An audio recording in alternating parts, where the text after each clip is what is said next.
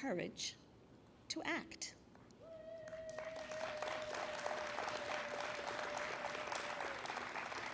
And President Joe Biden has the will and the courage to act.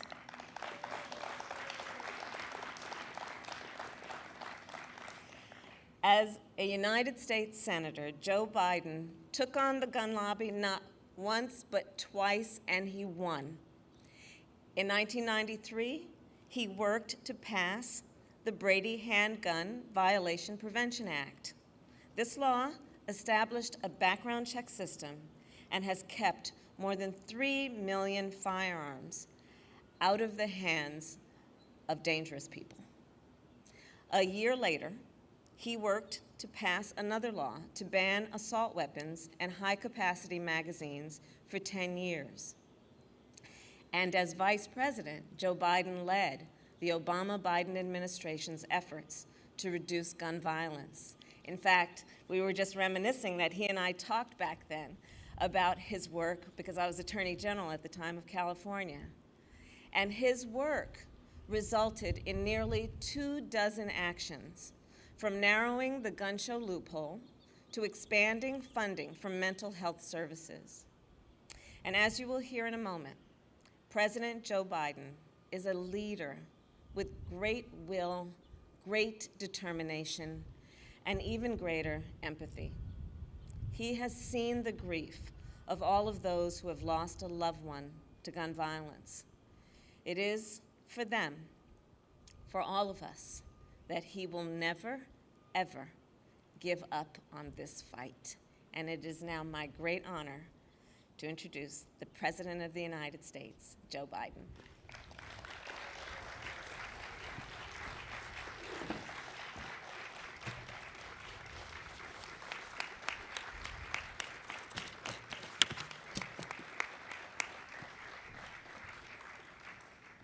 Thank you, Kamala, Madam Vice President. Thank you very much. You know, we're joined today by the Attorney General, Merrick, Garland, who I've asked to prioritize gun violence. It's also good to see the second gentleman who is here, and it's good to see the First Lady, Dr. Jill Biden, who cares deeply about this issue as well.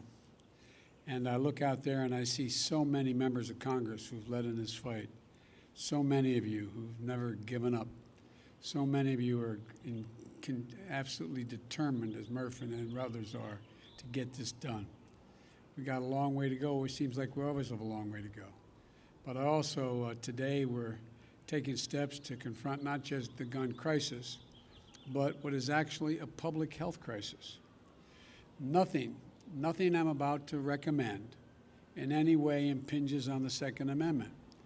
They're phony arguments suggesting that these are Second Amendment rights at stake from what we're talking about. But no amendment to the Constitution is absolute. You can't yell fire in a crowded movie theater. We call it freedom of speech. From the very beginning, you couldn't own any weapon you wanted to own. From the very beginning the Second Amendment existed, certain people weren't allowed to have weapons. So the idea is just bizarre to suggest that some of the things we're recommending are contrary to the Constitution. Gun violence in this country is an epidemic. Let me say it again. Gun violence in this country is an epidemic, and it's an international embarrassment. You know, we saw it again last night as I was coming to the Oval Office. I got the word that in South Carolina, a physician with his wife, 2 grandchildren, and a person working at his house was gunned down, all 5. So many of the people sitting here today know that well, unfortunately. You know, they know what it's like when the seconds change your life forever. I've had the pleasure of getting to meet in awful circumstances many of you who've lost your children, your husbands, your wives. You know, they know what it's like to bury a piece of their soul deep in the earth. We understand that. Mark and Jackie, I want to tell you, It's always good to see you, but not under these circumstances. I want to say before I introduce the rest of the folks is, you know, what a lot of people have not been through, what they've been through, don't understand. It takes a lot of courage to come to an event like this. They're absolutely, absolutely determined to make change. But Mark and Jackie, whose son Daniel was a first grader in Sandy Hook Elementary School, or Daniel loves sports, loves outdoor sports, getting muddy. I see my friend, Fred Gutenberg.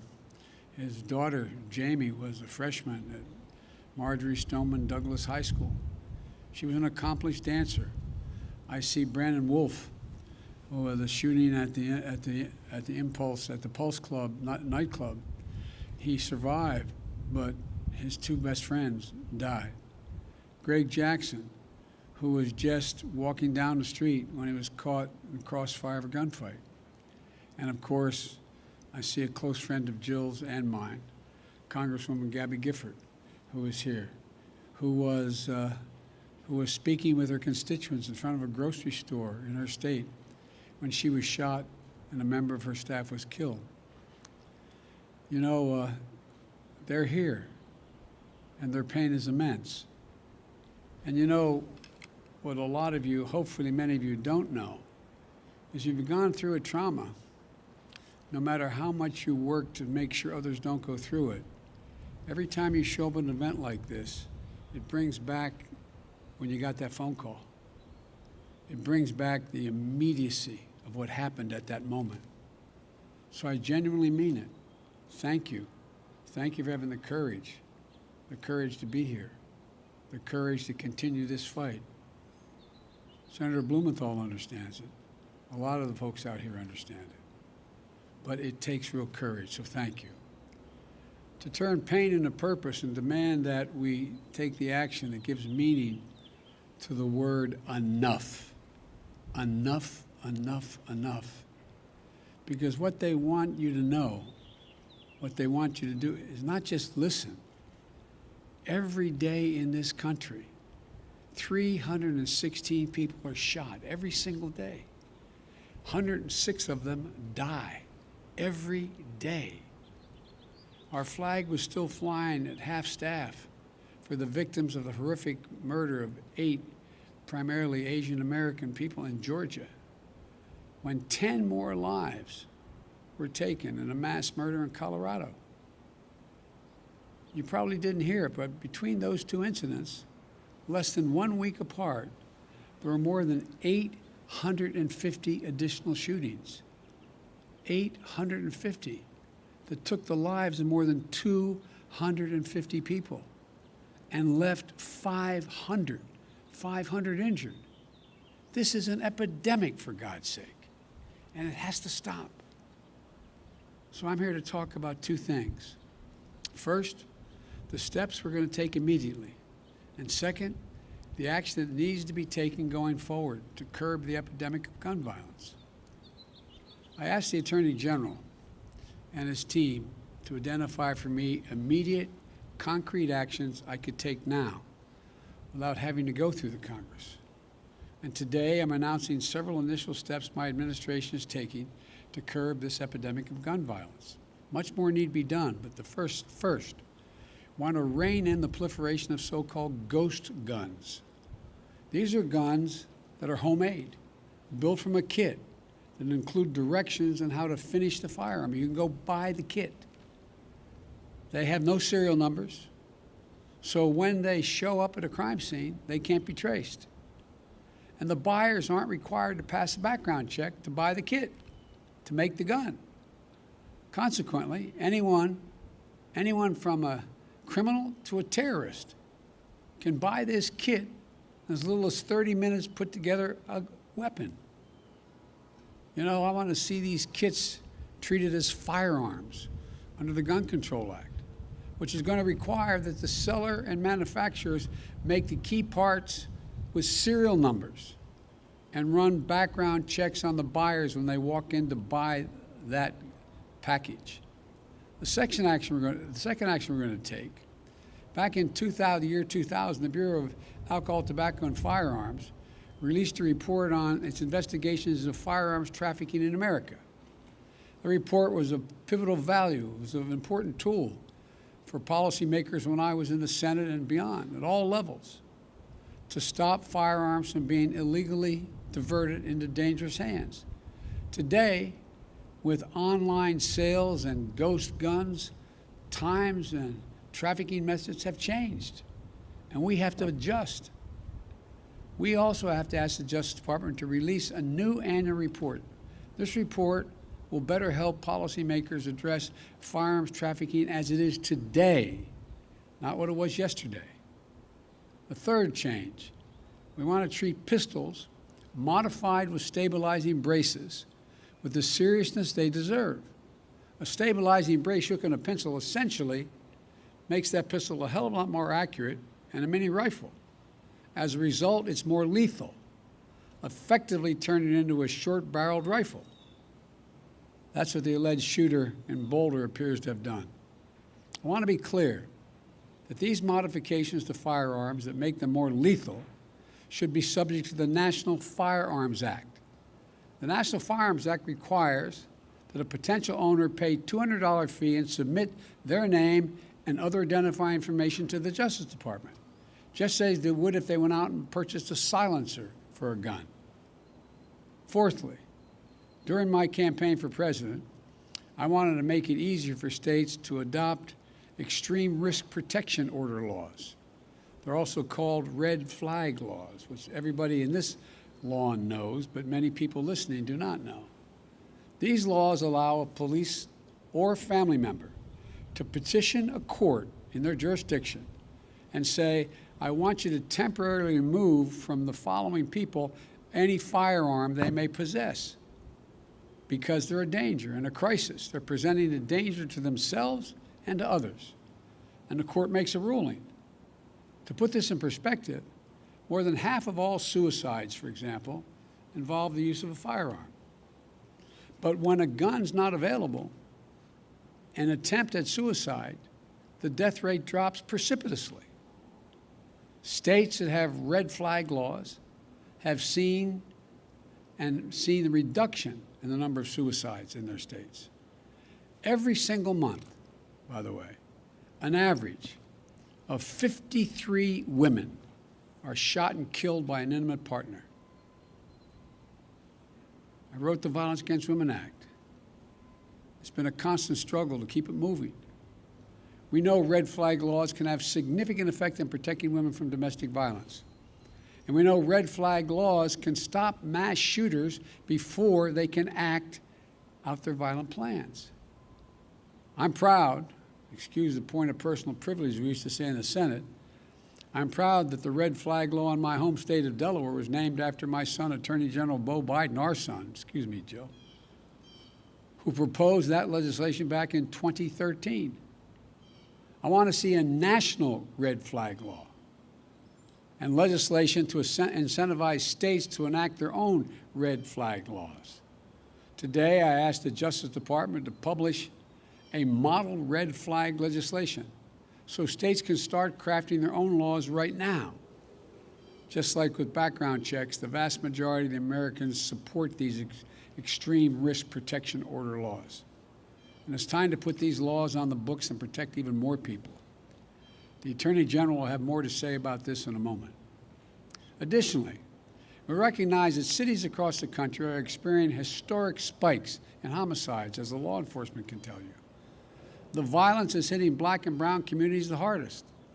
Homicide is the leading cause of death of black boys and men ages 15 to 34. The leading cause of death. But there are proven strategies that reduce gun violence in urban communities. And there are programs that have demonstrated they can reduce homicides by up to 60% in urban communities. But many of these have been badly underfunded or not funded at all of late. Gun violence in America, for those of you who think of this from an economic standpoint listening to me, estimated to cost the nation $280 billion, let me say it again, $280 billion a year. You say, how could that be, Joe? Hospital bills, physical therapy, trauma counseling, legal fees, prison costs, and the loss of productivity. Not to mention the psychological damage done to the children who live in these cities, watching this happen, knowing someone it happened to. This gun violence in our neighborhood is having profound impact on our children, even if they're never involved in pulling the trigger or being the victim of on the other side of a trigger. For a fraction of the cost of gun violence, we can save lives, create safe and healthy communities, and build economies that work for all of us, and save billions of American dollars. In the meantime, much of it, as Senator Cicilline knows, is taxpayer money. Finally, the Bureau of Alcohol, Tobacco, and Firearms, the key agency enforcing gun laws, hasn't had a permanent director since 2015. Today, I'm proud to nominate David Chipman to serve as the director of the AFT. David knows the AFT well. He served there for 25 years. And Vice President Harris and I believe he's the right person at this moment for this important agency. And I've said before, my job, the job of any president, is to protect the American people.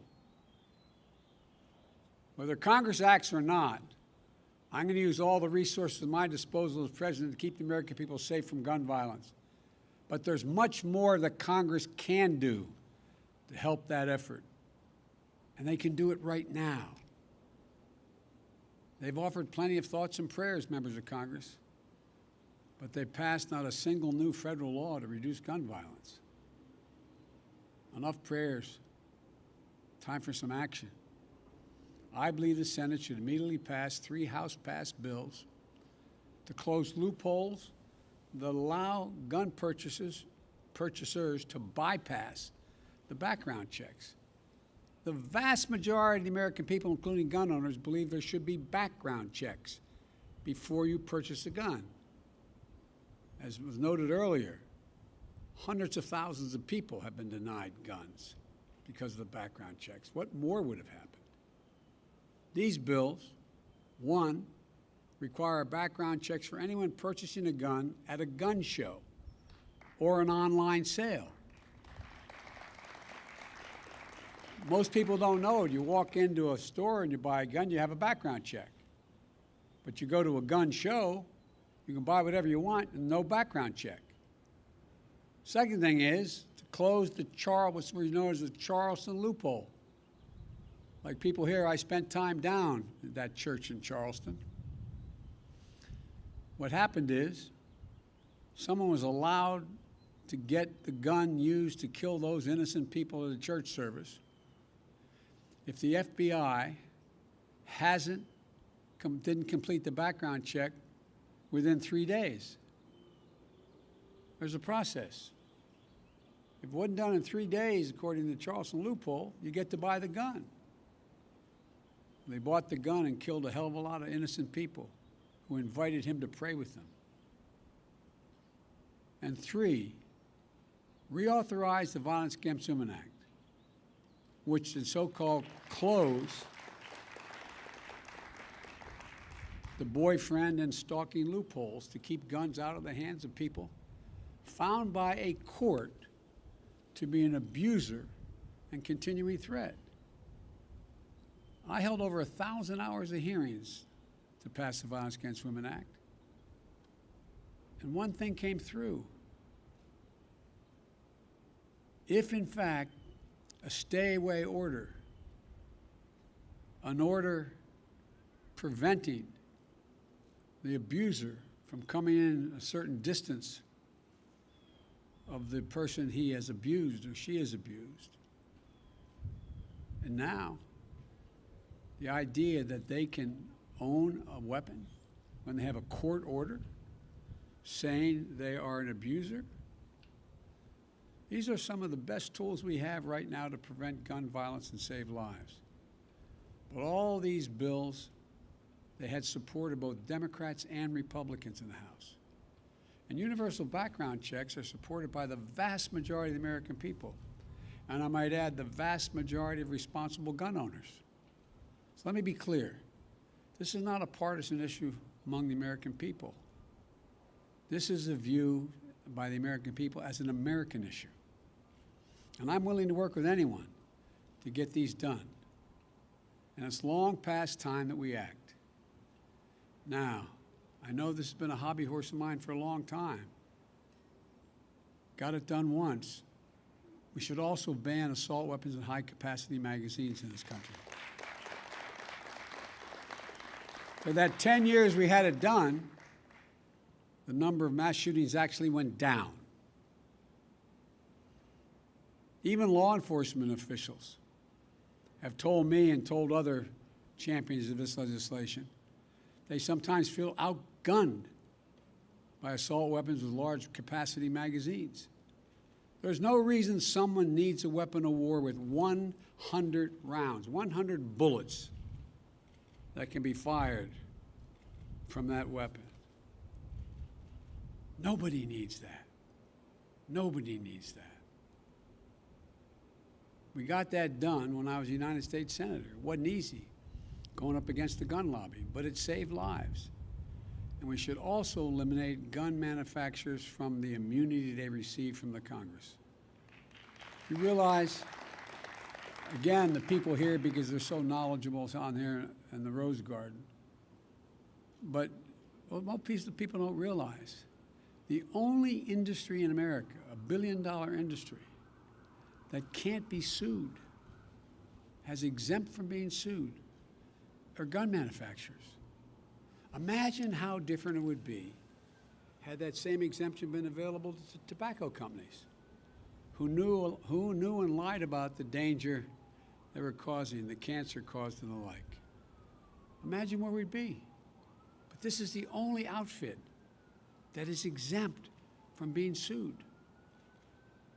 If I get one thing on my list, the Lord came down and said, Joe, you get one of these, give me that one. Because I tell you what, there would be a come to the Lord moment these folks would have real quickly. But they're not. They're not. They're exempt. I know that the conversation about guns in this country can be a difficult one. But even here, there's much more common ground than anyone would believe. There's much more common ground. Everything that's being proposed today is totally consistent with the Second Amendment. And there's a wide consensus behind the need to take action. I know that when overwhelming majorities of Americans want to see something change that will affect their lives, and it still doesn't change, it can be demoralizing to our fellow citizens. It can feel like our entire political process is broken.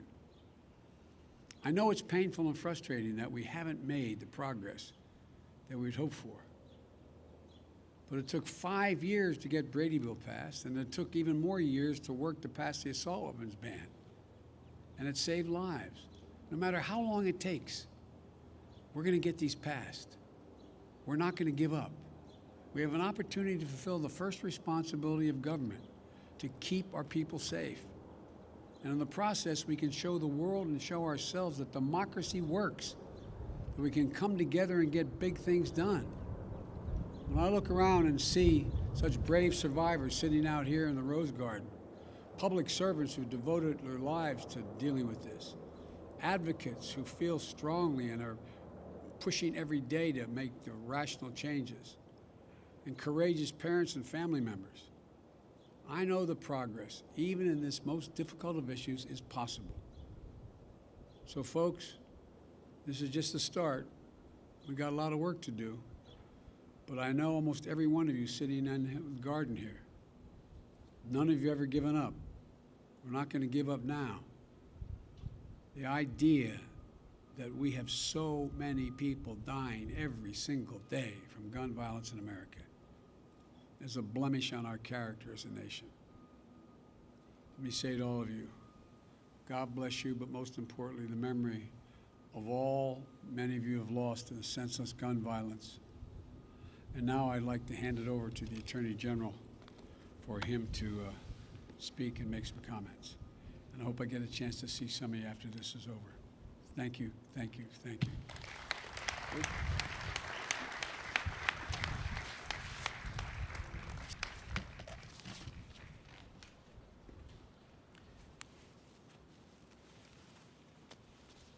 Thank you, Mr. President and Madam Vice President. We stand here today not at a moment of tragedy, but in the midst of an enduring tragedy. So far this year, guns have taken the lives of an estimated 11,000 of our neighbors, friends, and fellow Americans. As the President explained, gun deaths in our country are occurring at a staggering pace, on the order of about 100 Americans killed every day, with hundreds more wounded.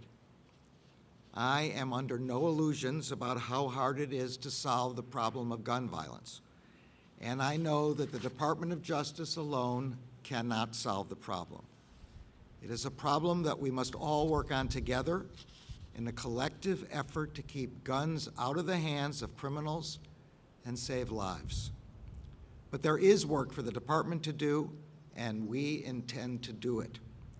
Today, the Department of Justice is announcing several steps that we will take to keep guns out of the hands of criminals and reduce the risk of gun violence. First, we will ensure that we understand and measure the problem of criminal gun trafficking in a data-driven way.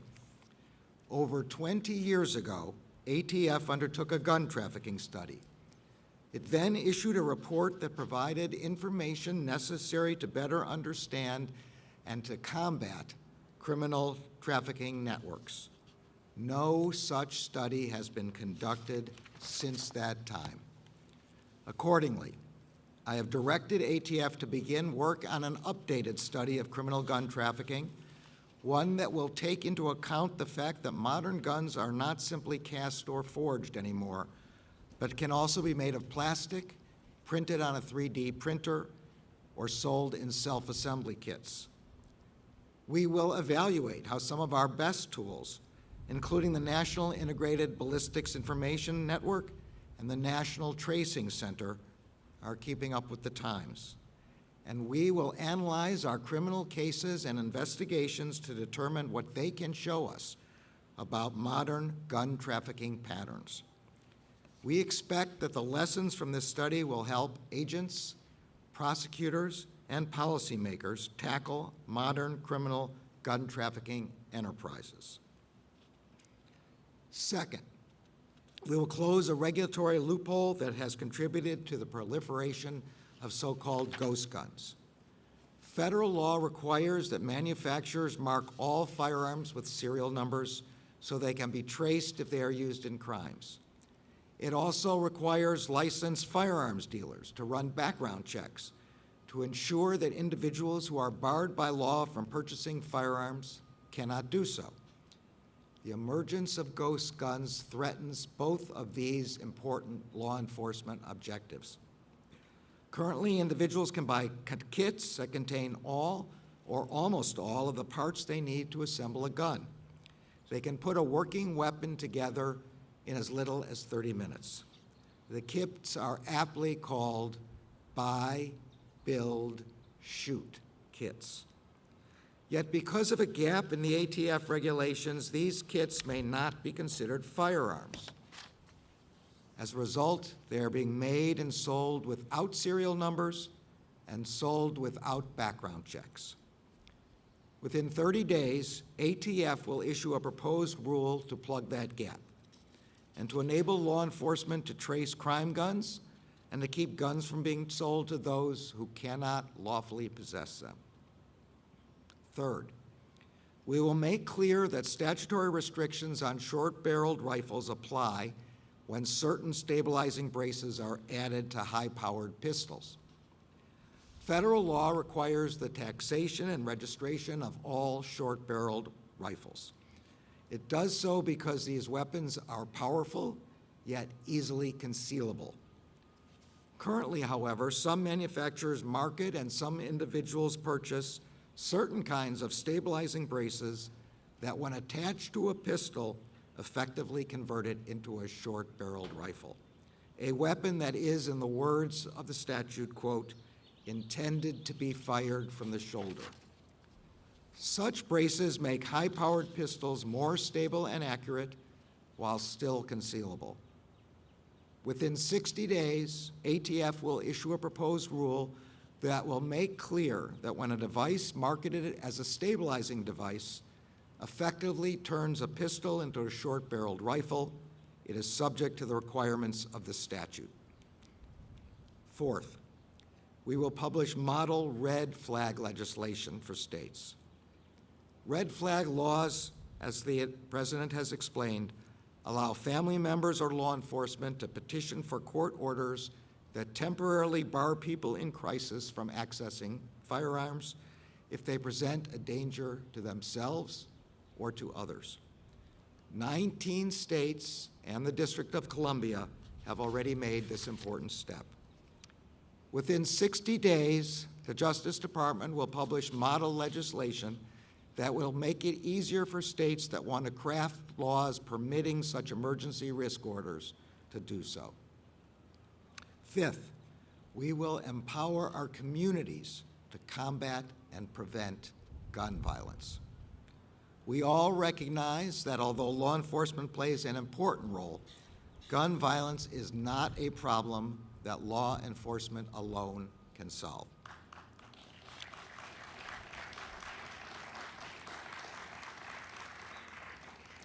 Communities are an essential partner, an asset, and a source of resources and ideas. Those who are closest to the problem are a critical part of solving the problem. To that end, the Justice Department will make available over $1 billion in funding through over a dozen grant programs that can be used to support evidence-based intervention strategies for reducing gun violence.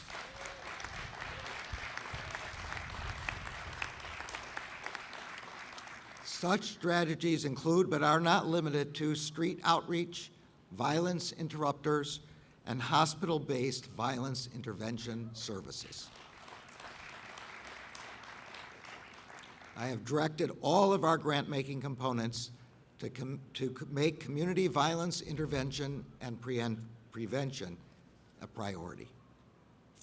Finally, none of these measures or any of the other critical law enforcement work the department does with respect to illegal guns can be effectively carried out without strong leadership. That is why the President has nominated David Shipman to be the next ATF director. Mr. Shipman has come up through the ranks, spending 25 years in the trenches fighting illegal gun trafficking and criminal enterprises. His extensive experience as an ATF agent will prove invaluable, and I look forward to working with him.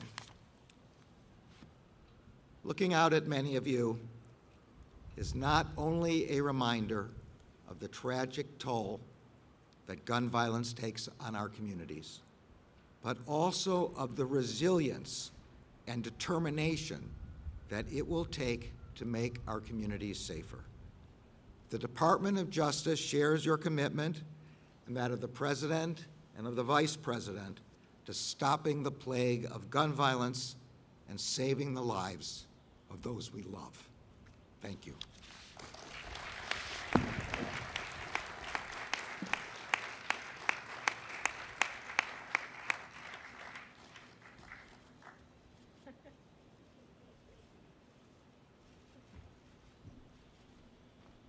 I wasn't supposed to do that. I'd like to see all of you. Thank you, thank you, thank you. Let's get to work.